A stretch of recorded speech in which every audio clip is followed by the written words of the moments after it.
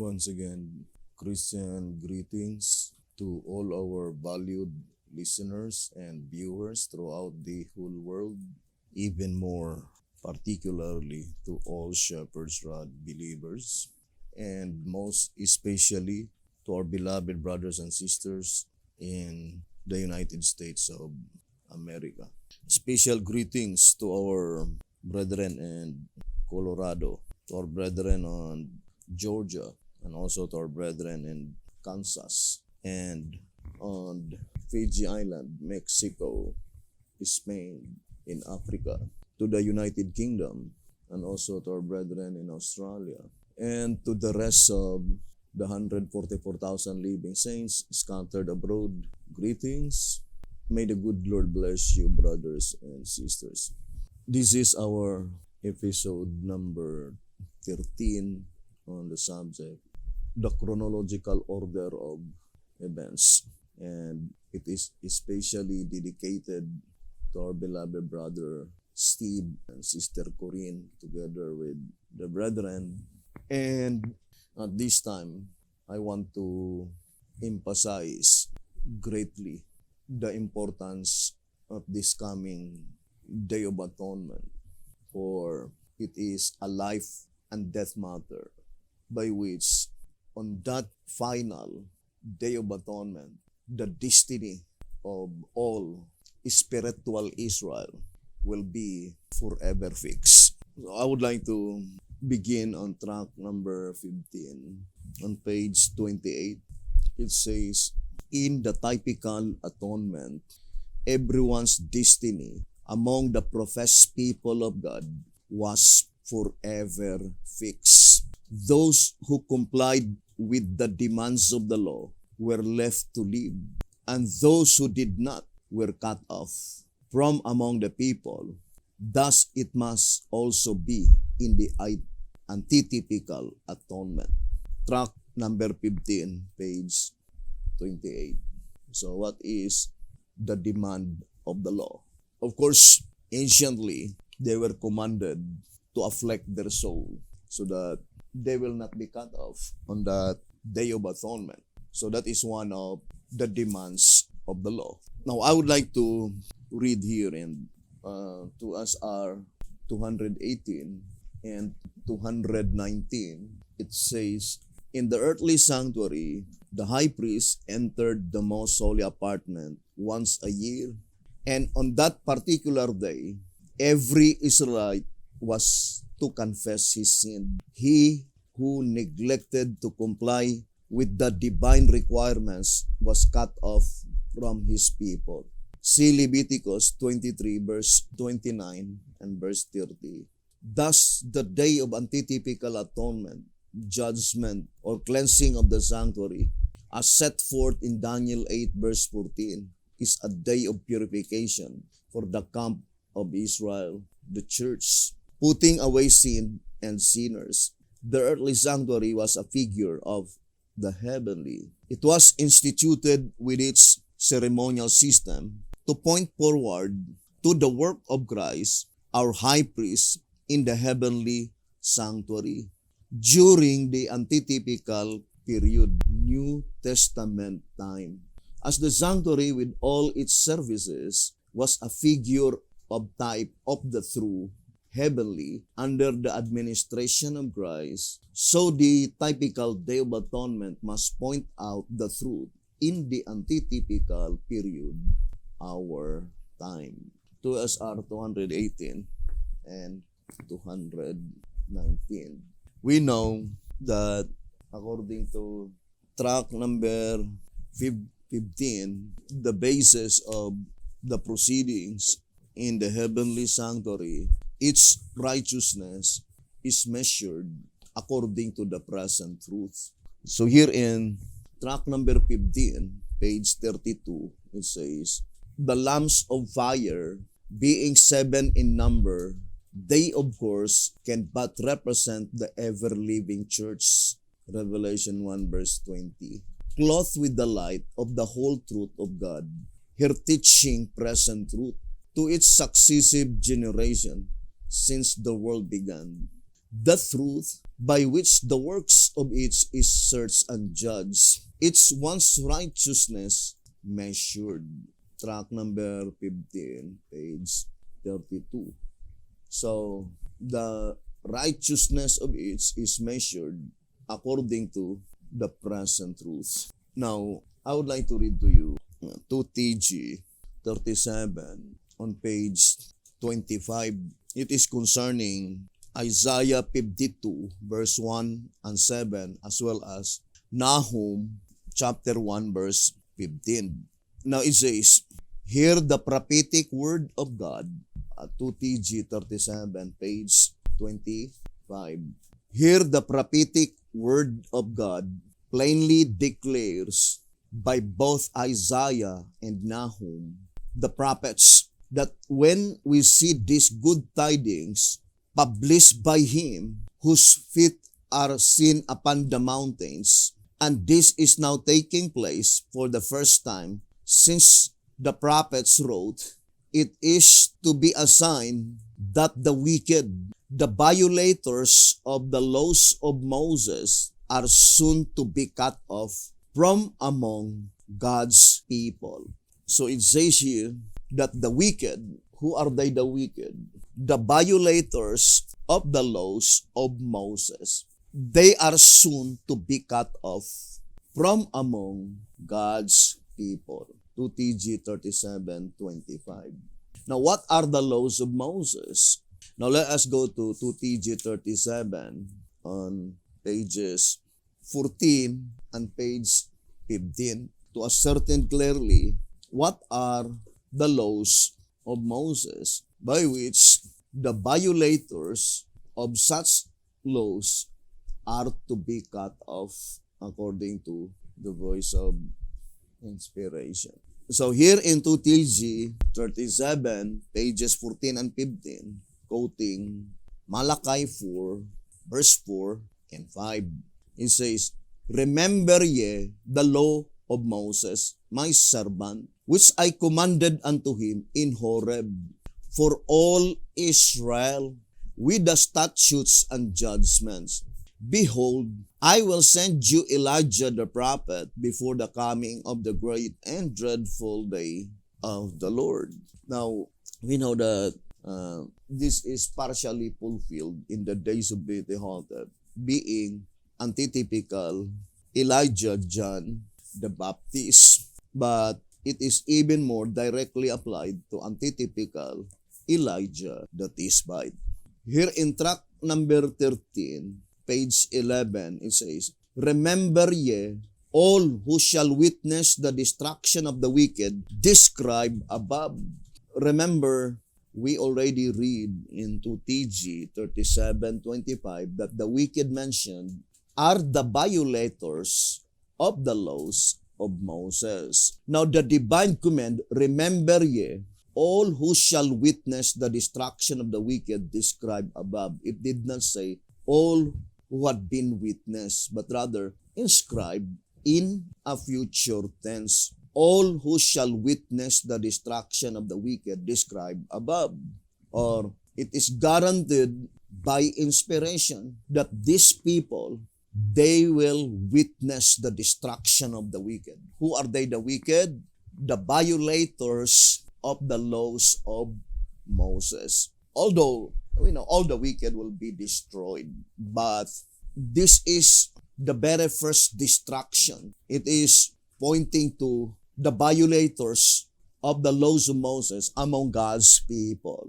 But at the time by which they were commanded to observe the law of Moses, of course, that is the time before such destruction. And the reason that they have been commanded to observe, so that they will not be among those people that will be destroyed. because of violating the laws of Moses. Then it says, this command to keep the law which Moses received in Horeb is according to the scriptures to all who are to be living in the great and dreadful day of the Lord.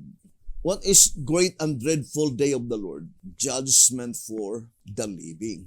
So it points out to the people by which they live in that period of time, the period of the judgment that pertains to the living. Without any doubts, it must be pointing to the saints that will no longer to taste death. And Bithihotep himself plainly declared that such event was still future in his days. Here in Answerer number 3, on page 88, it says, and looking forward to the time of the great and dreadful day of the Lord, the time just ahead of us, the Lord admonishes the people who will be living at that time. So such divine command is directly addressed to the people living in the period of time by which God sends His last prophet, antitypical Elijah the Tishbite, the prophet in the great and dreadful day of the Lord. And Bithihotep died before that period of time. So this message is directly addressed to the saints that will no longer to taste death. Now let us read 2TG 37, pages 14 and 15. You know by now that Malachi chapters 3 and 4 prophetically speak to the people of today. But in reality, the word today is applied today, this year, rather than in the days of Bithihotep. Now, I would like to read again, 2TG 37, pages 14 and 15. You know by now that Malachi chapters 3 and 4 prophetically speak to the people of today, to the people just before the great and dreadful day, to the people to whom antitypical Elijah the prophet is sent. So that is inscribed in present tense. The time when antitypical Elijah the prophet, antitypical Elijah the Tishbite, is sent. If you will be saying that that is Bithihotep, then you could no longer apply this grammar because Bithihotep was already gone. And it says, and what wise counsel does the Lord give through Malachi? He says, remember ye the law of Moses, my servant. Which law? The law of statutes and judgments, which the Lord commanded in Horeb. Since this is God's faithful advice to His people of this day, we would do well to restudy this law of Moses and to remember it, for we cannot disregard His counsel and still expect His blessings. Broadly speaking, the law of Moses consists of 3 parts. The first is the ceremonial law, the law of the temple, the sacrificial law. This law, of course, we today must not observe except in antitype, for it foreshadowed things to come, particularly Christ's first advent. Thus it is that if we had lived in Old Testament times and had failed to comply with the sacrificial law and system of that day, we would thereby have demonstrated unbelief in Christ, who was to come. But since we are living in the Christian era, if we should now observe the typical sacrificial law and system, we should thereby demonstrate unbelief in Christ, who has come. Many Davidians misconstrued this paragraph. Brothers and sisters, there is no such proof at all that when Jesus Christ died on the cross, the holy feasts were abolished. The only thing that had been abolished is the sacrifices, the sacrificial law, not the holy feast, brothers and sisters. Because the statement given here, there are 2 things that had been mentioned here. The sacrificial law and also the law of the temple. The law of the temple, brothers and sisters, will be forever be observed. There is a law of the temple. and that is concerning the ceremonial law, which does not refer alone to the sacrifices, to the burnt offerings, but rather even directly pointing to the holy feast. Now, I would like to read to you Patriarchs and Prophets 365. It says here, the ceremonial system, Patriarchs and Prophets, page 365. The ceremonial system was made up of symbols pointing to Christ, to his sacrifice, and his priesthood. This ritual law, with its sacrifices and ordinances, was to be performed by the Hebrews until type meet antitype in the death of Christ, the Lamb of God that taketh away the sin of the world. Then all the sacrificial offerings were to cease. So what had been ceased in the death of Jesus Christ? The sacrificial offerings, not the holy feast, my dear brothers and sisters, because the apostles, they observed the holy feast. And if we'll be saying that the holy feast had been nailed to the cross, then the apostles erroneously observed the holy feast, if that is the case. But there is no other people by which they have complete understanding concerning the death of Christ except the apostles.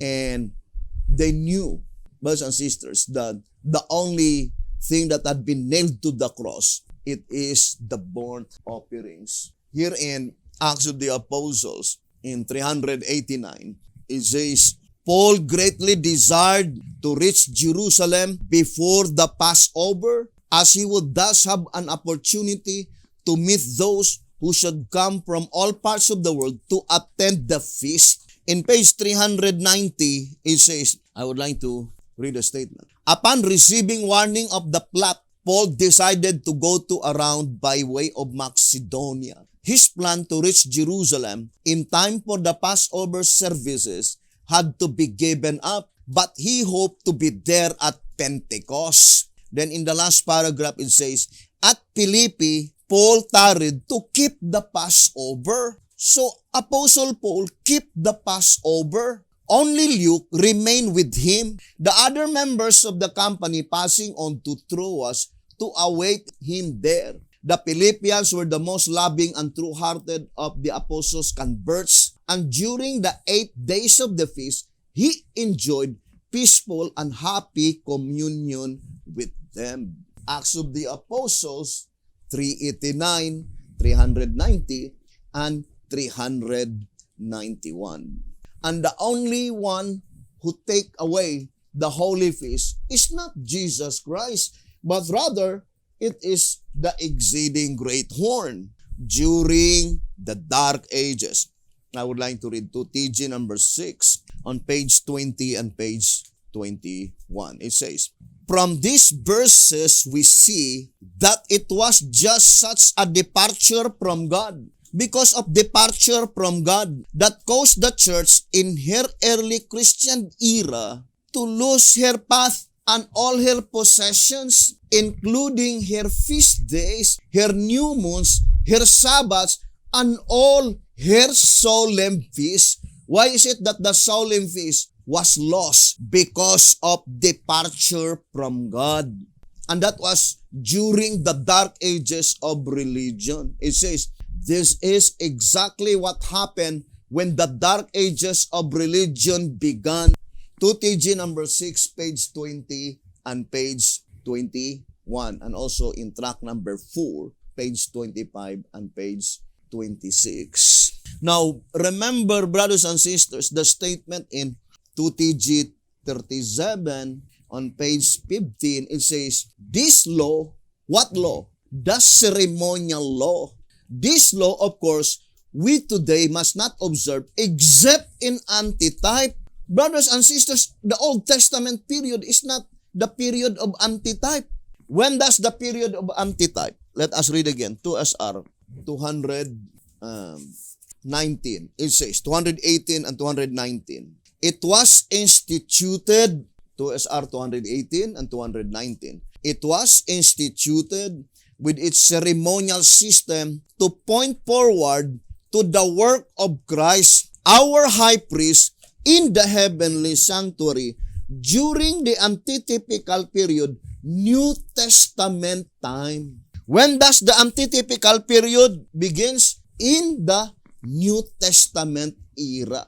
So the statement that the ceremonial law must be observed in the antitype, brothers and sisters, it could not be referring to the burnt offerings because the burnt offerings is observed in the typical period, not in the antitypical period. So let us distinctly separate that event, brothers and sisters, concerning the burnt offerings, the sacrificial law, the sacrificial system. It was observed in the typical period, not in the antitypical period. But there is a great meaning in this statement in 2 TG 37:15 saying, this law, remember it is not the moral law mentioned here. It is the ceremonial law. This law, of course, we today must not observe, meaning in the days of BT Hotep, that law must not be observed, except in antitype. When does the antitypical period? New Testament time. So what law to be observed in the antitype? The Holy Feast. Because the apostles observed the Holy Feast. When does the Holy Feast, when does the antitypical period begins? New Testament time. From 31 AD onwards. And that is why it was demonstrated that the Apostolic Church observed, brothers and sisters, the Holy Feast. But why is it that BT Hotep as well as Ellen G. White did not observe the Holy Feast? Because in the picture, while God's people are still in Goshen, they did not observe the Holy Feast. Now, I would like to read that statement given by the Shepherd's Rod. Here in 1 SR 115 and 116, it says, the experience, 1 SR 115 and 116, the experience of the children of Israel in Egypt was a photograph of our denomination. Thus, their experience is being reproduced in every particular with these people. So the experience of ancient Israel while in Egypt, it says the experience of the children of Israel in Egypt was a photograph of our denomination. Thus, their experience is being reproduced in every particular with these people. Where is the specific place by which God's people anciently reside? It was in Goshen. Now, what is antitypical Goshen? Let us read 1 SR page 76. It says, the land of Goshen. The beginning of this denomination was typified by Israel's entrance into Egypt as previously explained. We shall now consider the truth of the land of Goshen. Joseph brought Israel into Egypt and gave them the part of the land to dwell in, which was the best land in the country of Egypt. And there Joseph now raised them, their flocks, herds, and cattle, and all they had. Genesis 45 verse 10. The land of Goshen stands as a symbol of the United States of America, in which the church came into existence. So what is the land of Goshen? That is symbolized by the United States of America, brothers and sisters. So here in 2SR 275, let us read. 2SR page 275, it says, you will also note on page 222 that the 430 prophetic years originally applied to Abraham and his seed. And it says, overlap the 430 of Ezekiel chapter 4. The 430 years of Ezekiel should terminate in 1929 or 1930. But the perfect fulfillment of the prophetic period of Abraham in its antitype is yet in the future, going out of Egypt.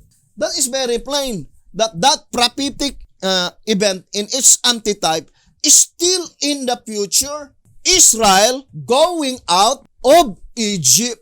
Now, here in 1SR 101, it says, it has been made clear that Israel after the flesh is a photograph of Israel by the promise. In the Exodus movement, all the tribes went out of Egypt. If this is a photograph of Israel by the promise, then all the 12 tribes must come out now as well.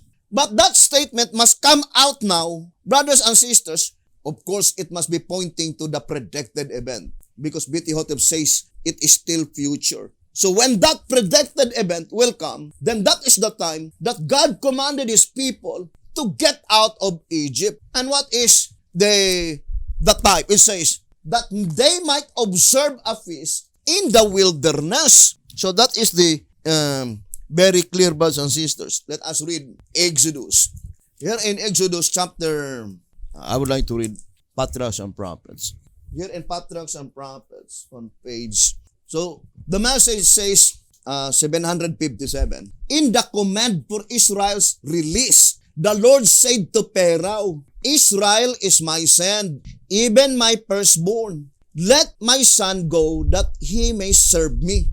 But in Exodus chapter 5, it says that they might make me a feast in the wilderness. Exodus chapter 5, verses 1 and 2. Now, this is the statement. It says, the psalmist tells us why God delivered Israel from Egypt. He brought forth His people with joy and His chosen with gladness and gave them the lands of the heathen. And they inherited the labor of the people that they might observe His statutes and keep His laws. Psalms 105, 43 to 45. Here we learn that the Hebrews could not serve God in Egypt. So that is very plain, brothers and sisters. But how about in the antitype? The Shepherd's Rod says, our generation is even more wicked.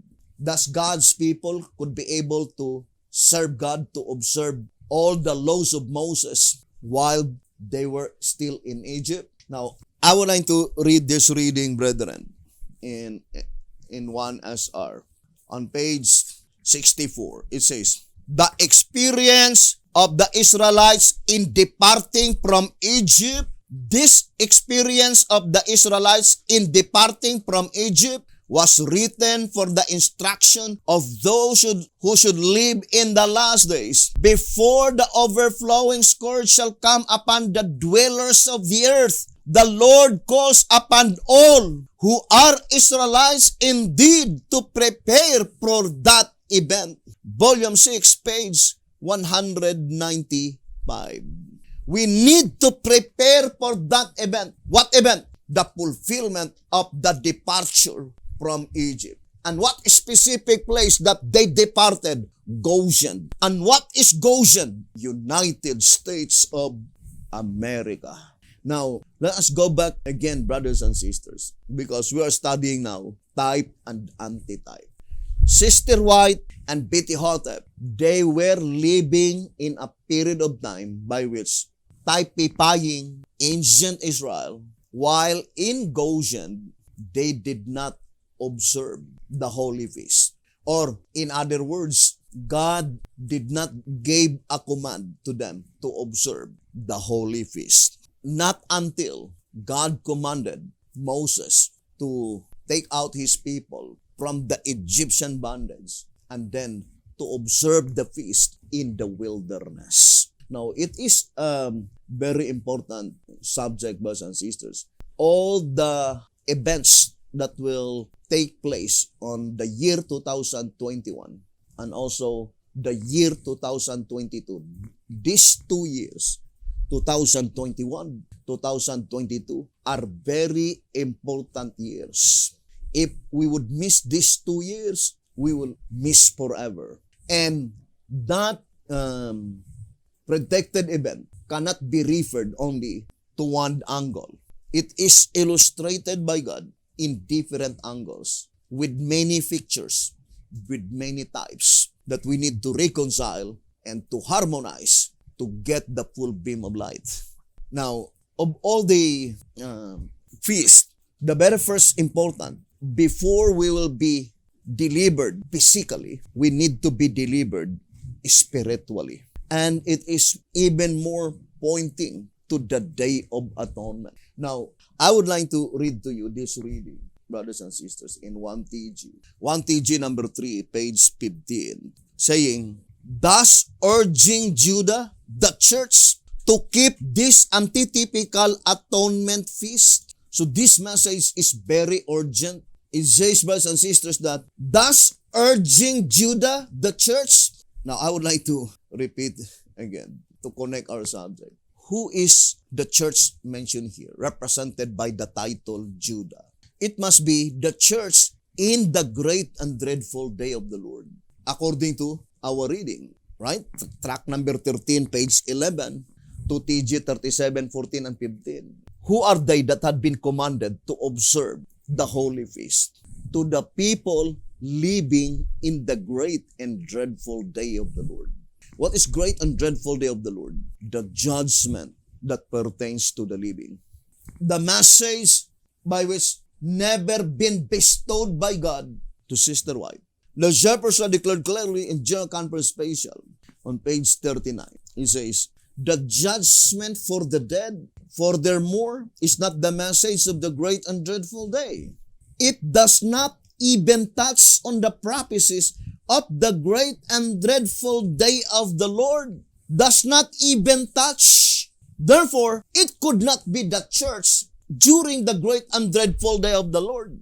The church in the great and dreadful day of the Lord, it must be the church by which unto them was bestowed the knowledge concerning the judgment that pertains to the living. I would like to connect this reading in 1 TG. 1 TG number 22, page 24.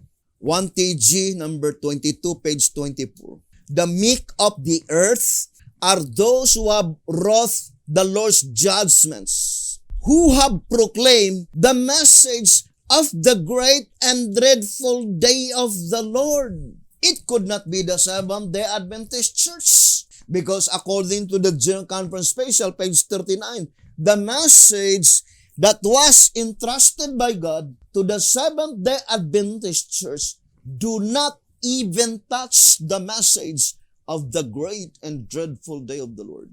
Now it says here, 1 TG 22, page 24, the meek of the earth are those who have brought the Lord's judgments, who have proclaimed the message of the great and dreadful day of the Lord. They are His people, His church. So brothers and sisters, the church mentioned here must be the church in the judgment that pertains to the living, not the church in the judgment that pertains to the dead. The church in the judgment that pertains to the dead, the one in church is the angel, but the church in the judgment that pertains to the living, the one in church is Joshua, not the angel, according to the Shepherd's Rod in 1 TG number 8, right? 1 TG number 8 on page, and also that church is the church that proclaimed the great and dreadful day of the Lord. And the Seventh-day Adventist Church never proclaimed the great and dreadful day of the Lord. It says here in 1 TG number 8, page 24, obviously, then as a result of this revival and reformation within the Laodicean church, who launched that revival and reformation within the Laodicean church? B.T. Hotep. The revival and reformation that had been launched since 1930 within the Laodicean church, it says, as a result, meaning the final outcome. It says, obviously, then as a result, meaning the product, the outcome of that revival and reformation within the Laodicean church, another church emerges of which Joshua is in charge, not the angel of Laodicea. 1 TG number 8, page 24. Another church emerges of which is Joshua is in charge, not the angel of Laodicea. And that church that emerged, that is the result, the outcome, the product of that revival and reformation that had been launched in 1930 to 1955. Now let us go back to our subject, brothers and sisters. As I've said, this coming Day of Atonement, the last and the final Day of Atonement, is very critical. And that's why we need to study closely, brothers and sisters. Now, let's read 2TG. Here in 2TG 42, page 41. Let's read. 2TG 42, page 41. The prophet Nahum too is a witness to this call for reformation. He writes, so what call is this? The call for reformation. Behold upon the mountains the feet of him that bringeth good tidings, that publisheth peace, O Judah.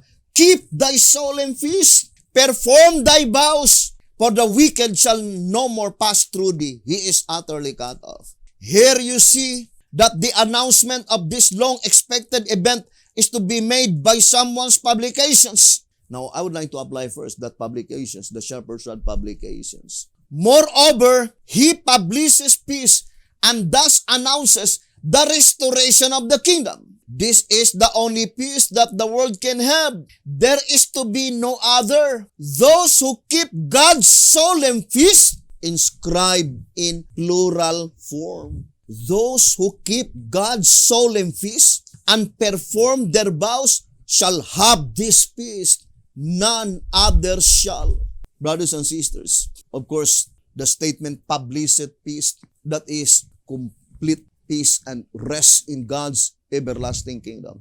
And of course, logically, the time by which he published peace is the time when that kingdom will soon, very soon, will be established. And who are they that will be a part of that everlasting kingdom? Only those who keep God's solemn feast, because the violators of the laws of Moses will be cut off.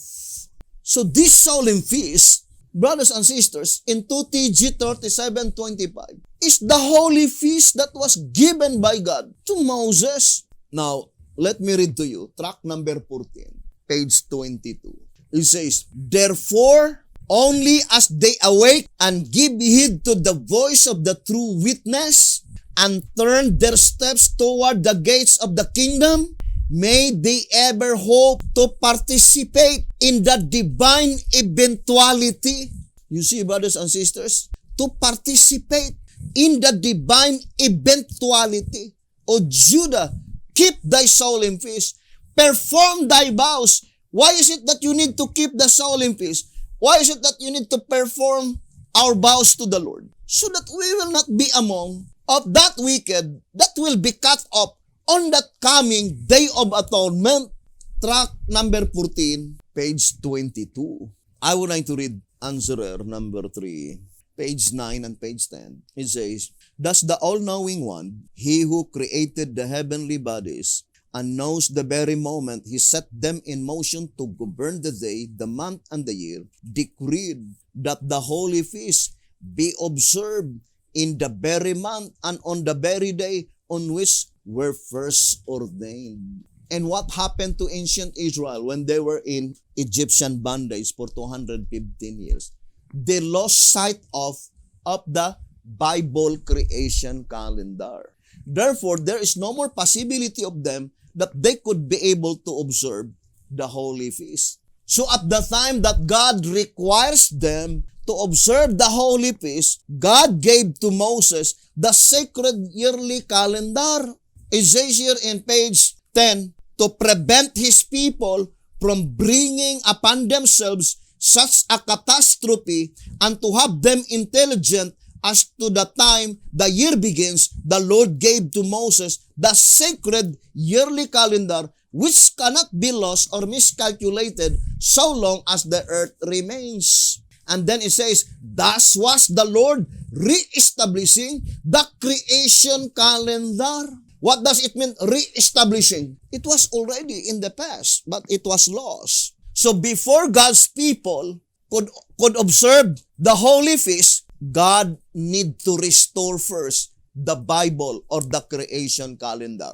And the mere fact that Beti-Hotep died and God did not bestow unto him concerning the knowledge of the creation Bible calendar. First, God did not require them to observe the holy feast. Otherwise, the type and antitype could no longer exactly fits and perfectly match. Because the picture, the type, they did not observe the holy feast while in Goshen, and they observed the holy feast at the time when they departed from Goshen and while they were in the wilderness. And according to the Shepherd's Rod, in 1 TG number 28, let's read Ezekiel, page 15, 1 TG number 28, page 15, this message, therefore, is the one that precedes the harvest of the earth, the great and dreadful day of the Lord, the judgment for the living. What is the great and dreadful day of the Lord?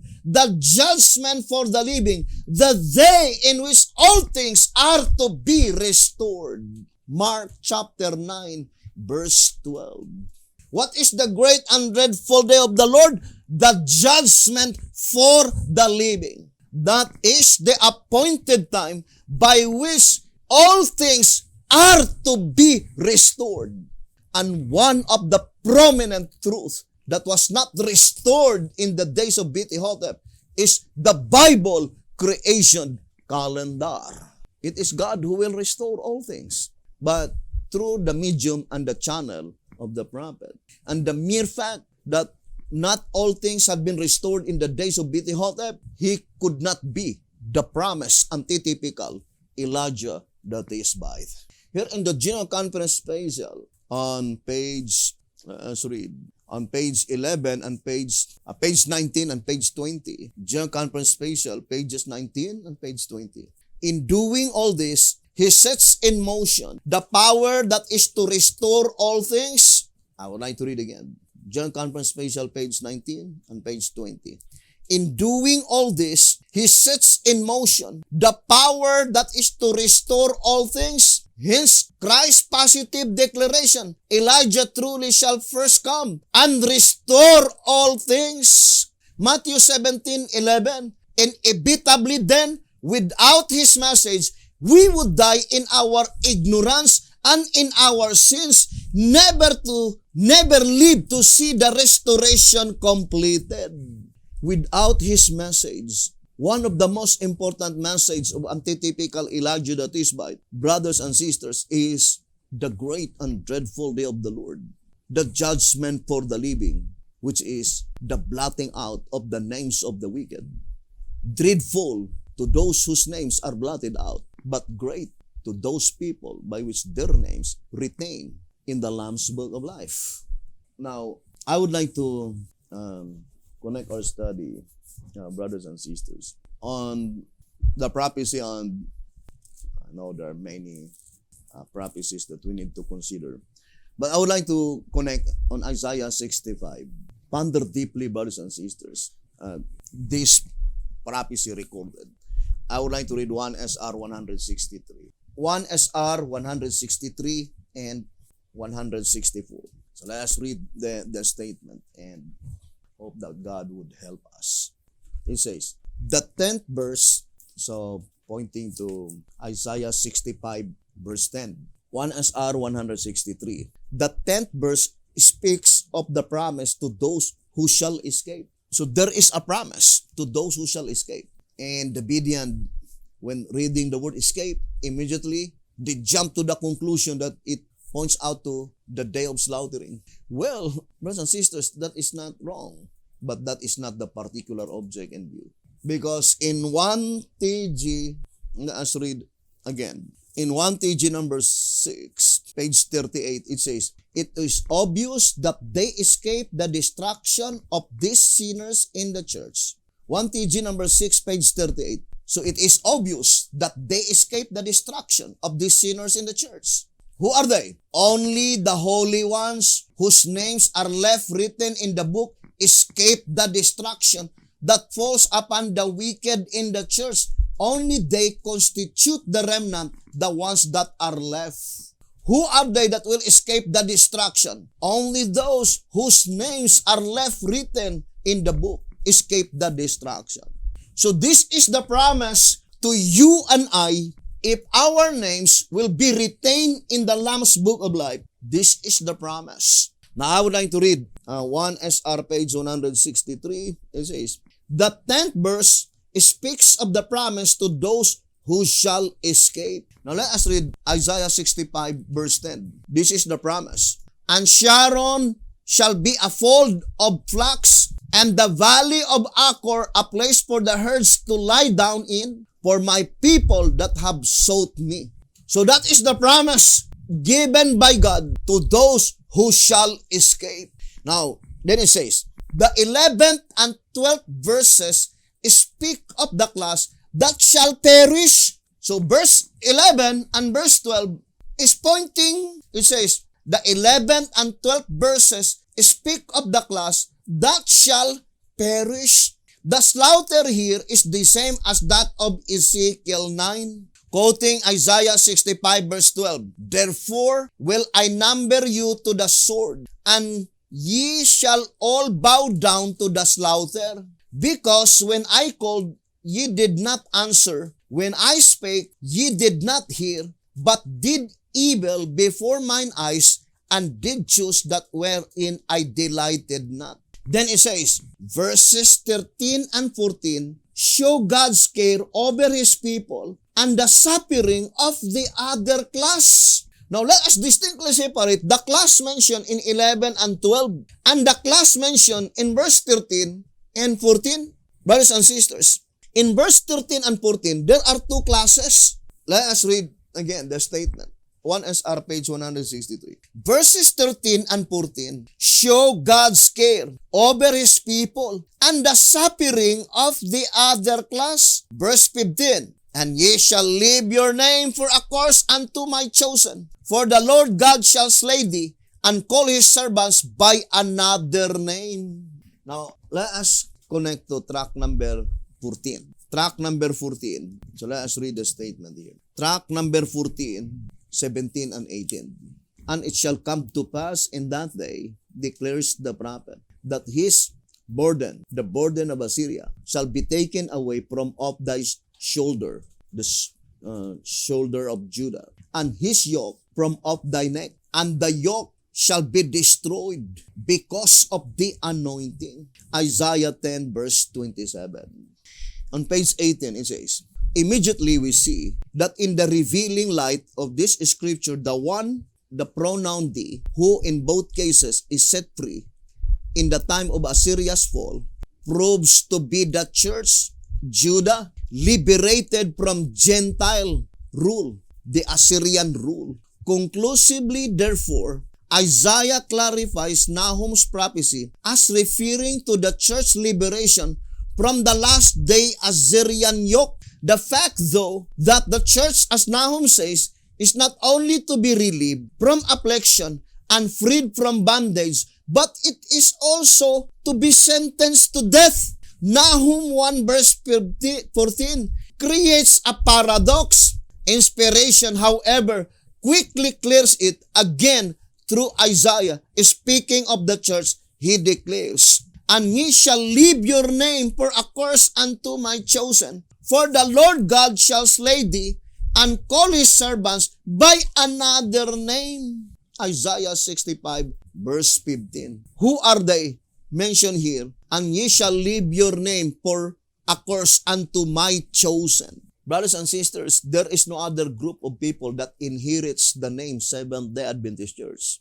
except the Davidian. So I would like to make an illustration here. So, Seventh-day Adventist, this is the name mentioned.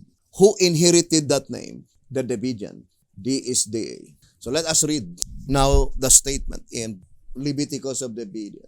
Leviticus of Davidian, page 4. The name Seventh-day Adventist, which this association inherits from the parent denomination, is provisional. Then the quotation is Isaiah 62 verse 2. And only for the duration of its work within the parent denomination. Now, ponder deeply, brothers and sisters. Within the parent denomination. That is the same with the statement. Revival and reformation within the church. Now, let us read 1 TG number 8, page 24. Obviously, then, as a result of this revival and reformation within the Laodicean church or within the parent denomination, another church emerges of which Joshua is in charge, not the angel of Laodicea. So there is a boundary line. There is a limited period of time. The name Seventh-day Adventist that had been inherited from the parent denomination, inherited by the Davidian, is provisional. What does it mean by the word provisional? How does the dictionary define the word provisional? Brothers and sisters, to repeat again, there is no other group under the sun who inherited the name Seventh-day Adventist except the Davidian. And Beti Hotep himself declared that clearly. But that name that they inherited is provisional. The word provision or provisional, temporary. So it is not, it must be, or other term is conditional or tentatively. So that's what it means. Now, when does that name must be dropped? I would like to read again, brothers and sisters, 1 SR 155.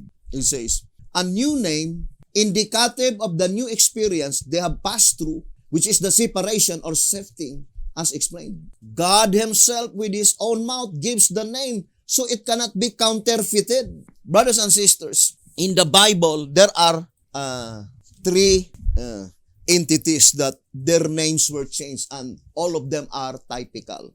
Abram, then changed become Abraham. We have done diagram. Then Sarai, then the letter I was dropped and changed by letter H, become Sarah. And then Jacob to Israel. So there are three stages by which it is called the changed name. Now, brothers and sisters, this event in the life of Abraham typified the Davidian because there is no letters that had been dropped but added, H and A. The same with the Davidian. The Seventh-day Adventist Church had not been dropped but rather added with the word Davidian association. But how about the type of Sarai, then Sarah? It is very important because that is Isaiah 54, verse 1. The barren woman there. Ponder deeply, brothers and sisters. And if you could see that chart, brothers and sisters, no one could say that it is just a mere happenstance from how that period of time exactly fits. Now, I would like to continue reading here in 1 SR 155. The time the name is received is at the end of the 430-year period, as explained on the chart on page 112 and 113. Thus, the church is reorganized under a new name. So, if it points to the 430 years, brothers and sisters, in the days of Beti Hotep, the new name is typifying Abram to Abraham. The old name is Abram. The new name is Abraham. 2 extra letters had been added according to 1 SR 233. But the statement here saying, thus the old name being polluted could no longer be retained. Brothers and sisters, the only one by which the name had been changed by dropping letter I and replaced by letter H, that is Sarai. And that is our experience. We did not know that the naming of this movement is found in prophecy. Because the name of this movement is the layman's movement of the Davidian Association. The name Seventh-day Adventist had been dropped as the fulfillment of this prophecy, my dear brothers and sisters. Because the name Seventh-day Adventist is provisional. Now, let us continue reading. It says, there is no one to go by the old name, for the ones who were not worthy of having the new name have perished under the figure of the 5 men with the slaughter weapons of Ezekiel 9. The name only remains for a curse. What name? By which if you will retain that name, it only bring a curse. Brothers and sisters, according to 1 SR 100 and 101, I would like to read. 1SR, page 100 and 101. And unto the angel of the church of the Laodiceans writes, I know thy works, that thou art neither cold nor hot. I would thou wert cold or hot. So then, because thou art lukewarm, and neither cold nor hot, I will spew thee out of my mouth. Revelation 3 verse 14 to 16. Note that the existence of the present name, Seventh-day Adventist, is conditional. What does it mean by conditional? It's up to them who inherited the name, or the fate or the future of that name is depend upon those who inherited the name. Who inherited the name? The Davidian. Apology, but this is the reality. The reason that God gave that name to the Davidian, inherited that name, is to lift up, brothers and sisters, the bad reputation that had been given by the Seventh-day Adventist Church of that name. Because historically, in selected messages, it says, are we ashamed of our name? No. What name? The name Seventh-day Adventist.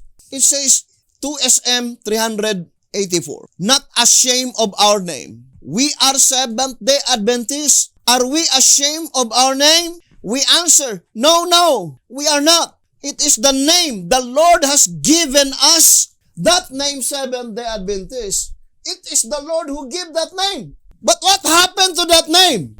Greatly polluted with such abominations. And in order to rescue the honor of such name, to lift up, brothers and sisters, the bad reputation of that name, it was given by God, inherited by the Davidian. At the time when that name had been inherited by the Davidian, it is conditional. Whether it will bring blessing or whether it will bring curse. But 1,000 years ago, it was predicted beforehand. The one who inherits the name, the result is only a curse. Brothers and sisters, it is better for us to accept the reality than to evade the truth, because it is the truth that shall set us free. I remember that B.T. Hodder says in 2 TG 17, on page 8, it is better for all of us to acknowledge our failures than to evade the truth, for it is the truth that shall make us free. The Davidian completely failed to lift up the bad reputation of that name, Seventh-day Adventist. But even worse, the Davidian is worse than the Seventh-day Adventist. Brothers and sisters, it is even more polluted among the Davidia, the one who inherited the name. So, Brother Hotep declared clearly that Judah who proclaimed the great and dreadful day of the Lord, God promised that God will liberates them. But it seems there is a paradox. Why is it that they are sentenced to death? According to tract 14, page 8. It's so because, brothers and sisters, instead of inheriting the name Seventh-day Adventist to raise up the bad reputation of that name, it only lead into a curse. Now, I would like to go back again, brothers and sisters, on the statement in 1SR, page 155. It says, the name only remains for a curse. Unto whom? Unto whom such name remains only for a curse? To them who did not know that the time came by which that name must be dropped. It should no longer be retained. When such name would be dropped? When that church emerges. I would like to go back again to the reading. Brothers and sisters, let us read Leviticus of the Davidian on page 4. The name Seventh-day Adventist, which this association inherits from the parent denomination, is provisional. What is the quotation? Isaiah 62 verse 2. What is Isaiah 62 verse 2? Meaning, up to the fulfillment of Isaiah 62 verse 2, the name Seventh-day Adventist, which this association inherits from the parent denomination, is provisional. Then quoted Isaiah 62 verse 2. And only for the duration of its work within the parent denomination. And only for the duration of its work within the parent denomination.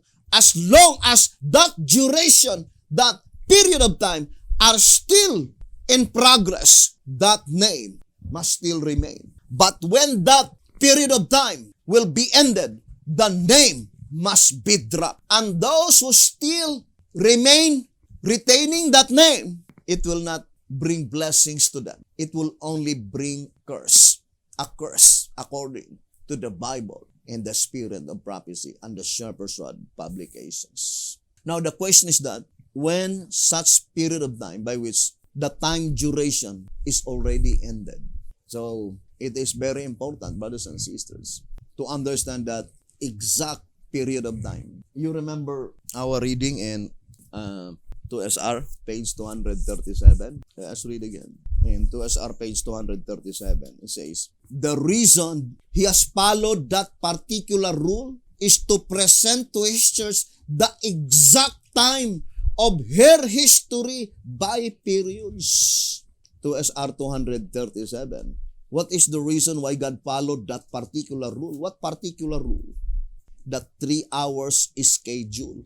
The reason he has followed that particular rule is to present to his church. We already explained that the church mentioned here is the 11th hour church. 2SR 234. The exact time of her history by periods. Therefore, God's people, the 11th hour church, they completely knew their history by periods according to that reading, because it is Jesus Christ who presented to them the exact time of her history by periods. Now, brothers and sisters, I think you will not disagree that the church that emerged of that revival and reformation resulted into that church that emerged is none other than the 11th hour church, by which in that reading, it is Joshua which is in charge, the high priest. Joshua is the high priest, right? According to the Bible and the Shepherd's Rod publications.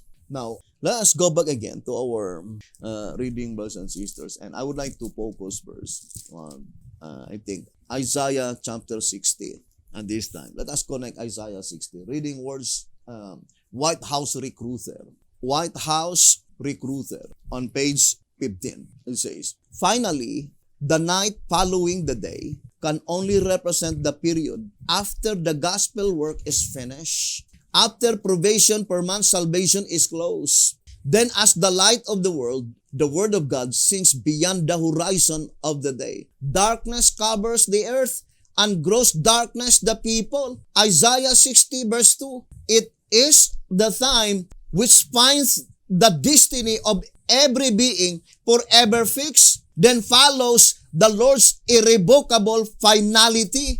He that is unjust, let him be unjust still, and he which is filthy, let him be filthy still, and he that is righteous, let him be righteous still, and he that is holy, let him be holy still. Revelation 22 verse 11. Now, ponder deeply, brothers and sisters. The night mentioned here is the commencement, when the sun sets.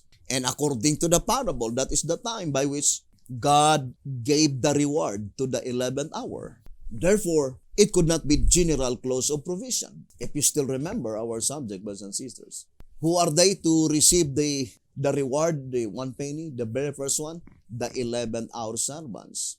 And there are only 2 ways to grant immortality, that is by resurrection and by translation. And we explained already, brothers and sisters, that it cannot be applied from 1844 backwards. Now, let us read again the statement in White House Recruiter, page 15.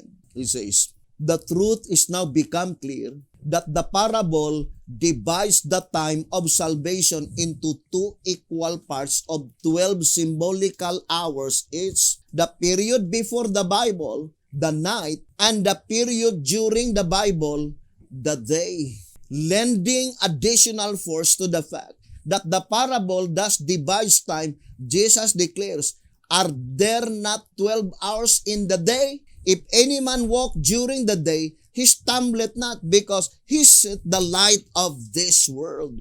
John 11 verse 9.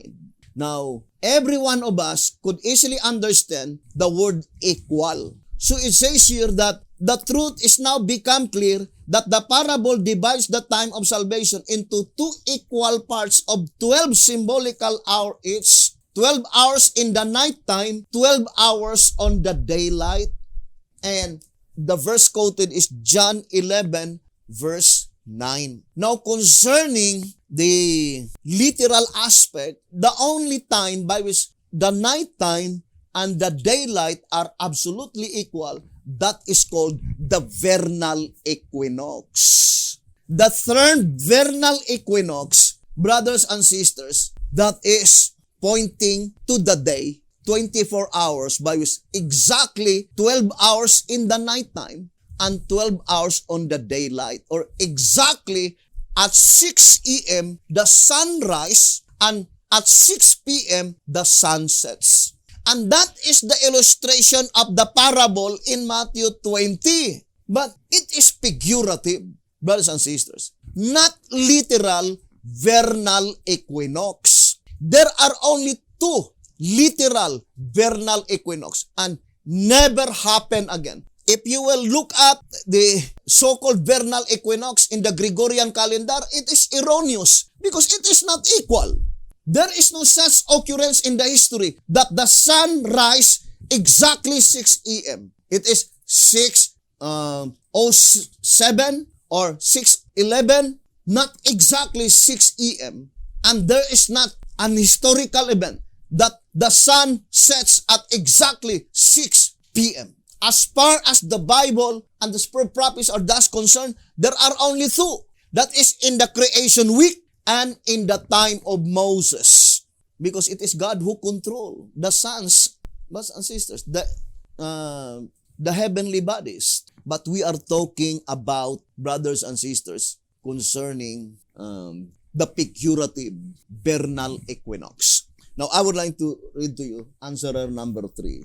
On page 11, it says, answerer number 3, page 11. So, let us read. Thus was the Lord re-establishing the creation calendar, reaffirming that the year begins on the day of the vernal equinox. So, the year begins on the day of the vernal equinox, on which spring, the first season of the year, commences, and on which the sun and the moon were created the fourth day from the beginning of creation. When does the sun and the moon were created? Fourth day. Sunday, Monday, Tuesday, so it is Wednesday. In the midst of the week, the sun, the moon, and the stars are created. So that is very plain, brothers and sisters. Then it says, the only point in time at which, in the very nature of things, the year could begin.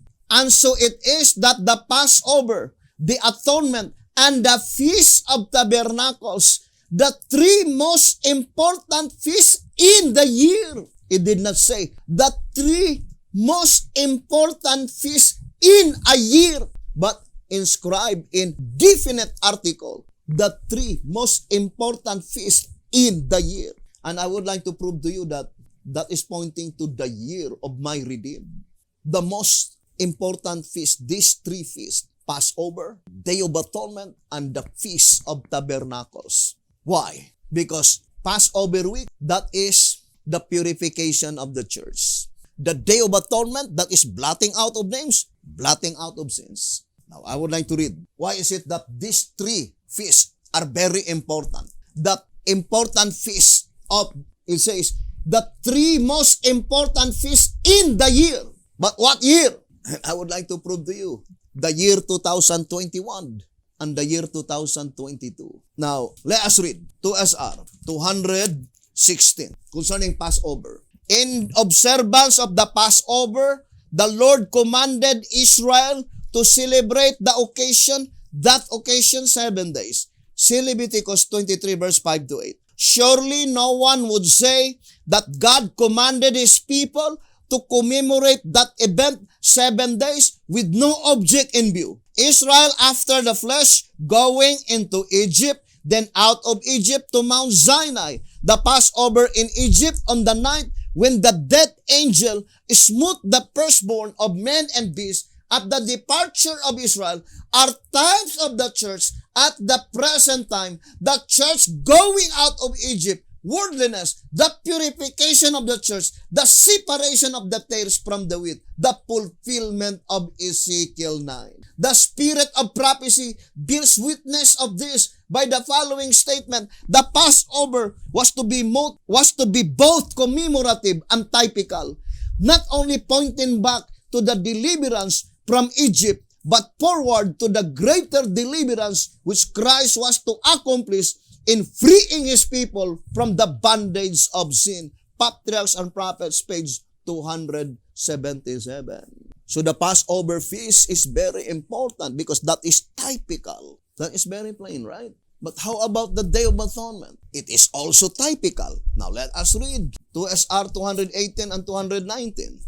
It says, in the earthly sanctuary, the high priest entered the most holy apartment once a year. And on that particular day, every Israelite was to confess his sin. He who neglected to comply with the divine requirements was cut off from his people. Thus, the day of antitypical atonement, judgment, or cleansing of the sanctuary, as set forth in Daniel 8 verse 14, is a day of purification for the camp of Israel, the church, putting away sin and sinners. The earthly sanctuary was a figure of the heavenly. It was instituted with its ceremonial system to point forward to the work of Christ, our high priest, in the heavenly sanctuary during the antitypical period, New Testament time. As the sanctuary with all its services was a figure or type of the true heavenly under the administration of Christ. So the typical Day of Atonement must point out the truth, the antitypical period, our time. How about the Feast of Tabernacles? Let us read track number 3. Track number 3, page 82. Plainly, therefore, since the first and the second fruits of the literal harvest and its attendant rites foreshadowed a spiritual harvest of first and second fruits, they are to be climaxed by the antitypical Feast of Tabernacles. I saw the saints, says the servant of the Lord, in describing this celebration, leaving the cities and villages and associating together in companies and living in the most solitary places. Angels provided them food and water, while the wicked were suffering from hunger and thirst. Early Writings, page 282. So these 3 feasts are very important. Passover, Day of Atonement, and Feast of Tabernacles. All of them are typical in the judgment that pertains to the living. Now let us continue reading here in Answerer number 3, page 11. It says, the 3 most important feasts in the year, besides other feasts, are controlled by the solar year and by the lunar month, the weekly Sabbath by the day in which creation began, and the year itself by the vernal equinox, the immovable signpost. Answerer number 3, page 11. What is the immovable signpost? The word immovable meaning fixed. It could no longer be moved. Brethren, it is closely connected to Revelation 6 verse 6 because the Lord Jehovah God fixed the price of the cereals. Closely connected with that statement, immovable signpost. Our signpost to the kingdom. What is our signpost? The vernal equinox. But not literal. The symbolical vernal equinox. The fulfillment of that statement that the time of salvation was divided into 2 equal parts. 12 hours in the nighttime and 12 hours on the daylight. Now, as far as the shepherd's rod is thus concerned, brothers and sisters, the perfect fulfillment, I would like to read 2SR. In 2SR page 216, it says, what made the interruption and brought about the change? Let us first determine the length of the prophetic half-hour time. A day in prophetic time stands for a year. Ezekiel 4 verse 6. 1 hour is 24th part of a prophetic year, and figuring 30 days to a month, it would be about 2 weeks. Half an hour would be half of 2 weeks, therefore 7 literal days. Now 1 hour in this reading consists of, brothers and sisters, 1 hour consists of, in fulfillment of the prophecy, 15 days. But Revelation 8 verse 1, it says about half an hour. That is why only 7 days. Because it did not say exactly half an hour. So, in that case, brothers and sisters, the symbolical vernal equinox must be equivalent to 1 year. Because 24 hours, brothers and sisters, times 15 equals 360 days. So, it must be pointing to the last year allotted by God to His people. Christ's mediatorial work in the heavenly sanctuary. Now, I would like to show to you first, because we already here we have a little diagram, creation week. We call it the creation week. Now, I would like to read first answerer number 3 on page 8. The light which shone on the first day and by which God divided the day from the night, set the earth revolving on its axis, was not, however, that of the sun. For the sun and the moon were not created until the 4th day, when He spoke them forth to rule over the day and over the night. Genesis 1 verse 18, which He had beforehand established. Thus it was that whereas the earth began punctuating eternal time with the first night of creation week, from which the weekly 7th-day Sabbath is measured, the moon began punctuating time at the end of the 3rd day, and at the beginning of the 4th night, from which the month is measured, and the sun began to punctuate time at the end of the 4th night, and the beginning of the 4th day, from which the year is measured. So that is the statement, brothers and sisters. Now let us look at now. What is the statement? When does the moon began to punctuate? At the beginning of the 4th night. The beginning of the 4th night. So we need to count, brothers and sisters. This is Sunday. Of course, the one that night is the beginning of the 24 hours. This is the first night. Then on Monday, 2nd night. And in Tuesday, 3rd night. So the moon began to punctuate on 6 p.m. 6 p.m. sunset on Tuesday. And that is the 4th night, brothers and sisters. The 4th night from creation. So that is the time by which the moon began to punctuate at 6 p.m. But the sun began to punctuate on the 4th day from creation. So this is the first sunrise, 6 a.m. on Wednesday, 6 a.m. The daylight during Wednesday. So this is the time by which the sun began to punctuate.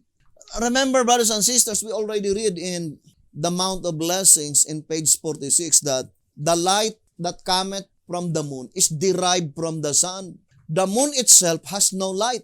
The light in the sun is only reflected cometh from the sun, brothers and sisters. So the question is that the statement that the moon began to punctuate in the 4th night of creation, the word punctuate is the moon began to revolve. But at that time, the moon has no light as yet because the sun did not begin to punctuate not until 6 a.m. on Wednesday. The sun, brothers and sisters, is not revolving. It is steady, the sun. So the word punctuate to the sun is giving light, brothers and sisters. The sun is giving light. So you can see in the creation week that the first 3 days, the first 3 nights, or the first 3 nights and 3 days, although there are, in the nighttime, there is light, and on the daylight, there is light, but the light during that first 3 nights and 3 days does not derive from the sun and the moon, because the sun and the moon were not as yet created at that time. We need to connect our subject to the creation week because it is also closely connected to the woman which is clothed with the sun.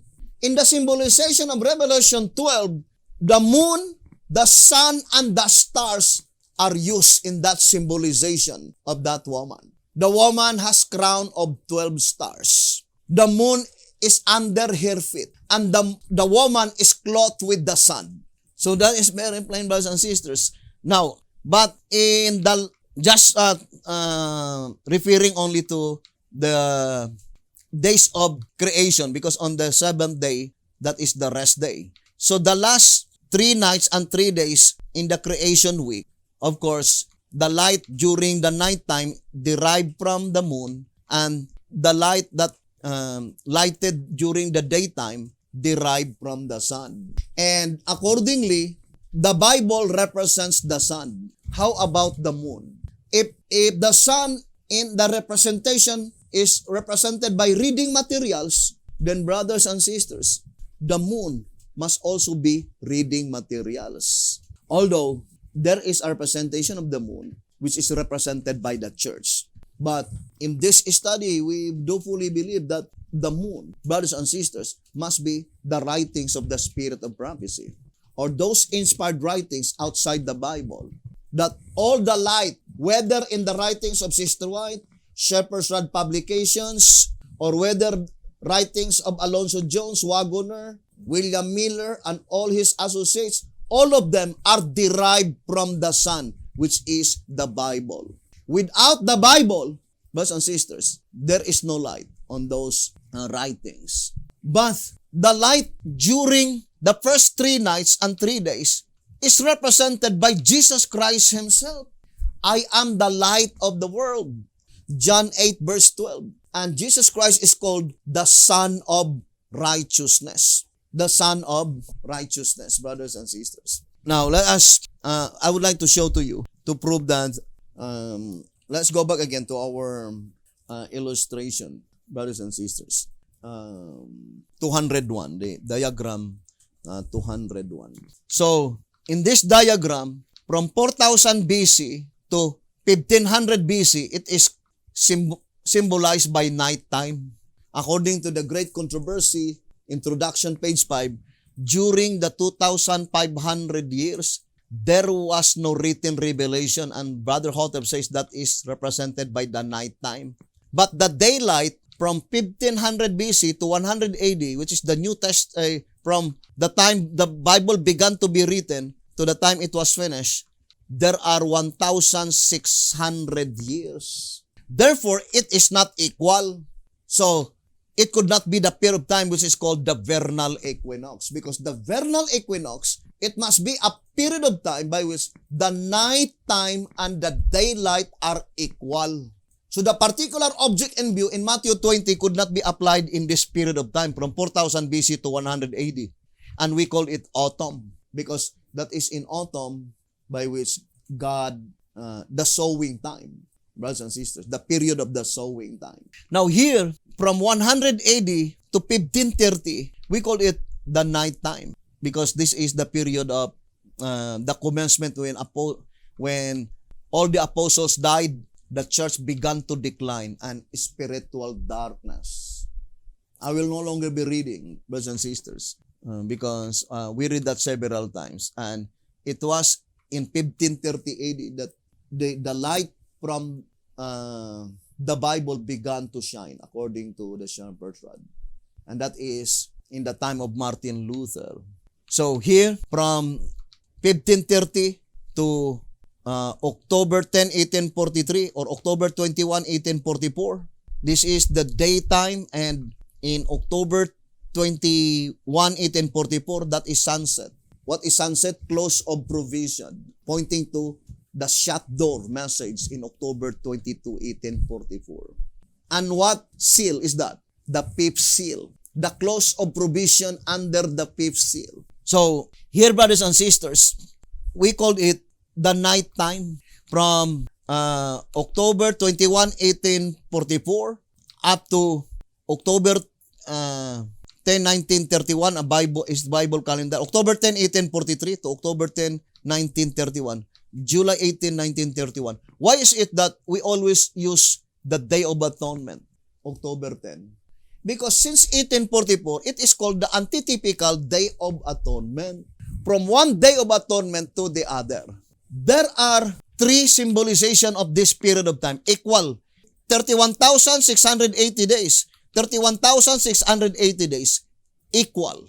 The night time and the daylight are equal. It is also perfectly corroborating to the typical period of Laodicean and the antitypical period of Laodicean. This period is called the typical period of Laodicean. This one is antitypical period of Laodicean. It is also perfectly corroborating to the subject of the woman, because the woman, God gave her 2 wings of a flying eagle. And eagle represent the judgment that pertains to the living. 2 SR 196. So, the 2 wings, according to the shepherd's rod, represent 2 periods of time. And that periods of time is represented by the typical period of Laodicean and the antitypical period of Laodicean.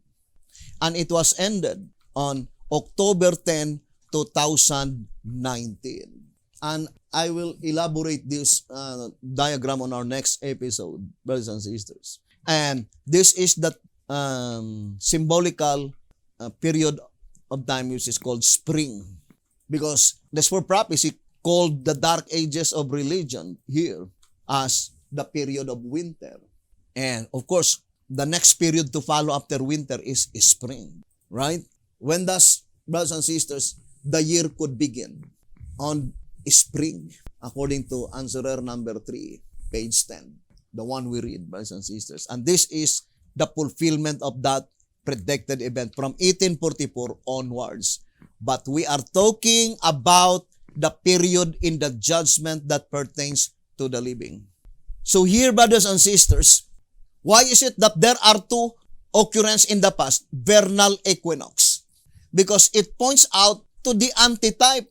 Brothers and sisters, this is the vernal equinox and this is the antitypical vernal equinox. But the focal point is the summer, the symbolical period of summer, which is directly applied to the harvest of the first fruits in Jeremiah 8 verse 20 when it says, the harvest is past, meaning the sealing of the 144,000 is finished.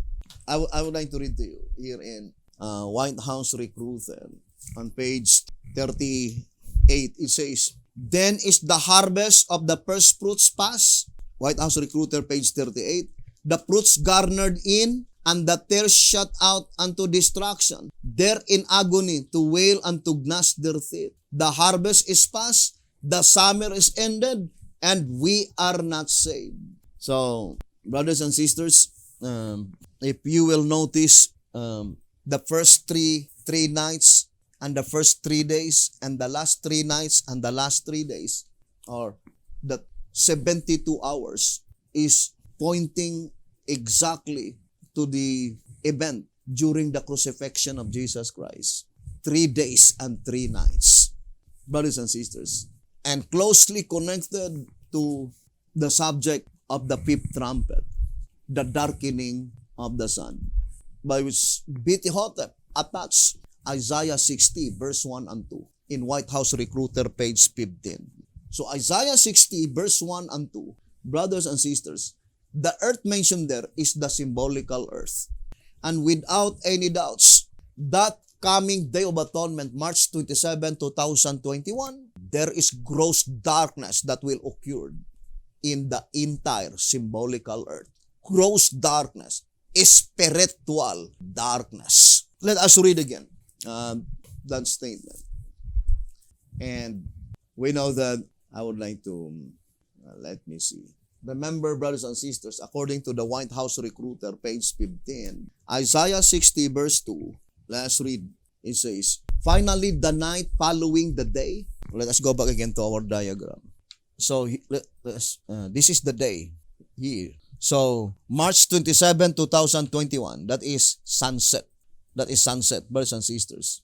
So, and this is the fulfillment, or October 10, 2022. So, let us read this statement. Finally, the night following the day can only represent the period after the gospel work is finished. And that is one of the significance, right? God bestowed unto His servant to become ruler over all His goods. 2 SR 179. The significance of to make ruler over all His goods first is finishing of the gospel. And that finishing of the gospel is pointing to the complete unfoldment of the plan of redemption. It says, finally, the night following the day can only represent the period after the gospel work is finished. After provision for man's salvation is closed. Then as the light of the world, the word of God, sinks beyond the horizon of the day, darkness covers the earth and gross darkness the people. But that night, which is spiritual darkness, it is also predicted beforehand that is the time that the stars will shine its brightness. The predicted event in volume 5, page 81, that in the nighttime we will behold its genuine luster. That is the time by which the true people of God will be disclosed to view. It says, it is the time which finds the destiny of every being forever fixed. What time is that? Track 1528, Day of Atonement. Then follows the Lord's irrevocable finality. Revelation 22 verse 11. In the writings of Sister White, that is the time when Jesus Christ will return to the most holy place and clothe himself with the garments of vengeance. Volume 2, page 190. So that statement in White House Recruiter, page 15, in connection to the vision of Sister White, here in volume 2, page 190, it says, what time is he referred to? Not to the revelation of Christ in the clouds of heaven to find a people asleep. No, but to his return from his ministration in the most holy place of the heavenly sanctuary, when he lays off his priestly attire and clothed himself with garments of vengeance, and when the mandate goes forth, he that is unjust, let him be unjust still, and he which is filthy, let him be filthy still, and he that is righteous, let him be righteous still, and he that is holy, let him be holy still. Volume 2, page 190 and 191. And that is pointing to the last and the final day of atonement in the holy place. And then Jesus Christ will lace off his priestly attire and clothe himself with the garments of vengeance. And Jesus Christ will return to the most holy place. And that is the time that Jesus Christ pleaded with God the Father that to hold the winds, because God's servants, the 144,000 living saints, are not yet protected and guarded. So we will continue this subject, brothers and sisters, and hoping that you will abide listening and viewing this program. And gradually we will show to you that there is no other day of atonement except this coming day of atonement, the last and the final day of atonement. And hoping that we will prepare our lives, brothers and sisters. The most important is that we could ascertain clearly that our names will be retained in the Lamb's Book of Life. So thank you very much for listening and viewing this program. May the good Lord bless you and have a beautiful, wonderful evening.